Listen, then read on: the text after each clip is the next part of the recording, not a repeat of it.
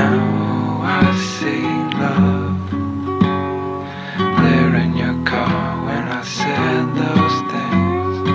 Now I see love dug in your skirt singing please, please, please.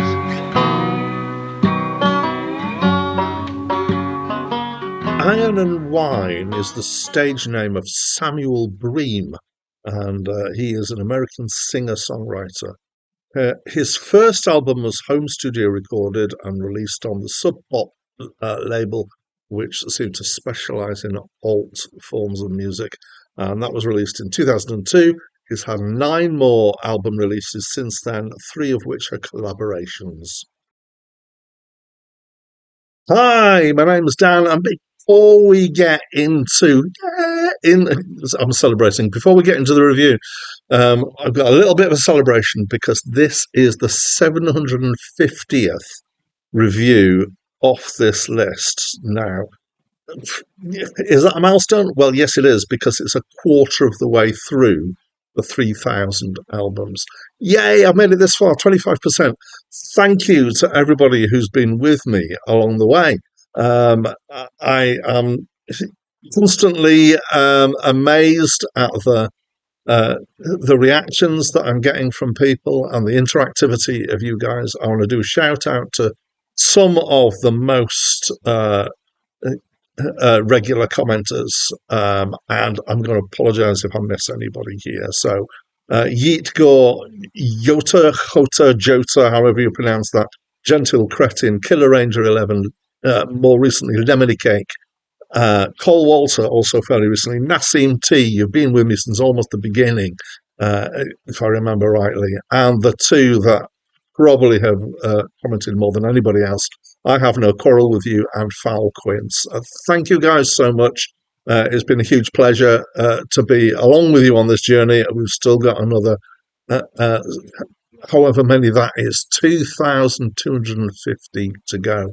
Let's see if we can make it. That'd be great. Also, I want to shout out to, if any of these people who are watching, these are the artists that I have reviewed that I know have seen a review of mine. Oh, it makes me feel so special. Odd Breed, I don't know if you're still watching. Floyd Sampson, I know you lurk in the background and you see quite a bit of what's going on as far as I can tell. Sam Brown, I doubt whether you're around.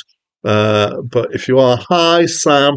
One of Tricks Point Never, who gave me the biggest bump in ratings ever by mentioning the channel a year and a half ago in an online news channel.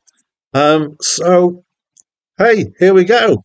Right, enough of that. You're here for a review, so let's get on with this review. So, this was the first album by Iron and Wine, and it's my first time listening to it, and it's my first encounter with him. So this was the album that was recorded at home, basically on a 4-track, and it's no surprise that, therefore, it sounds lo-fi.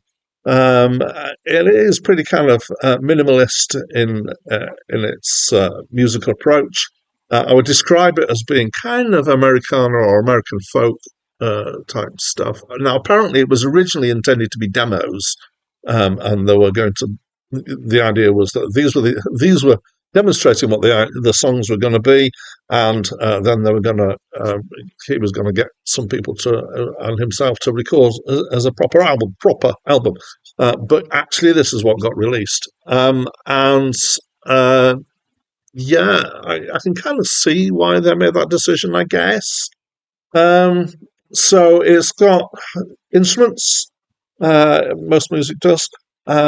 Mostly acoustic guitar and other fretted stringed things like banjo and dobro, which is a kind of guitar anyway. It's a resophonic guitar. I couldn't remember at any points any percussion or bass. I might have missed some, but I think that mostly it's just the guitar-y things. It's usually pretty straightforward musically. In fact, there's quite a lot of repetition that goes through, often kind of a riff or a chord sequence. There's some decent playing going on.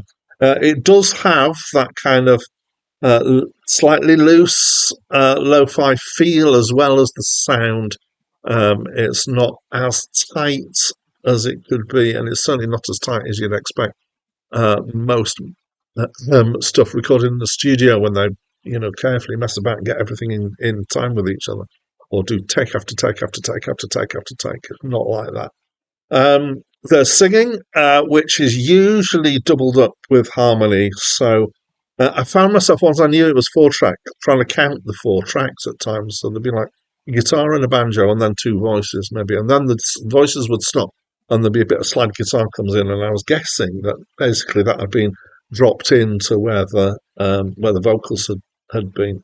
Um, he's singing quite softly, generally, in fact, throughout, as if he's trying not to wake up the neighbours. It's very kind of mellow and laid back singing, which reminded me of, if anybody knows it, J.J. Cale's kind of half mumbling way of singing. No, I really like J.J. Cale. Um, some of the songs here are fairly hard to work out. I could pick up some bits of it. It's kind of the subject matter, kind of folk Americana with a bit of a countryside feel to it. There's bits here about religion. There's bits that are kind of odd and maybe a bit dark at times, which is kind of strange with a mellow feel. Most of it I found to be fairly cryptic, even when I could make out the words. Just kind of, what does he mean by this? It's pictures that he's drawing, I'm sure. Ultimately, I think probably as a grower, I think I enjoyed it more on my second listen through. I usually listen twice, but I did basically find it somewhat dull, and I think that's a combination of the kind of very whatever the opposite is of attention grabbing, very kind of shy lyrics, and the kind of the repetitive nature of it. But it is mellow, and it's a fairly easy album to listen to, I would say. Maybe the lo-finess of it is a little bit of a challenge at times. But there we go. So it's okay. I'm not kind of celebrating about this album, although we are celebrating the 750th. So, as always, I'd love to know what you think of this album. So please do talk to me through the comments. And that's it from me for now. Crack of dawn.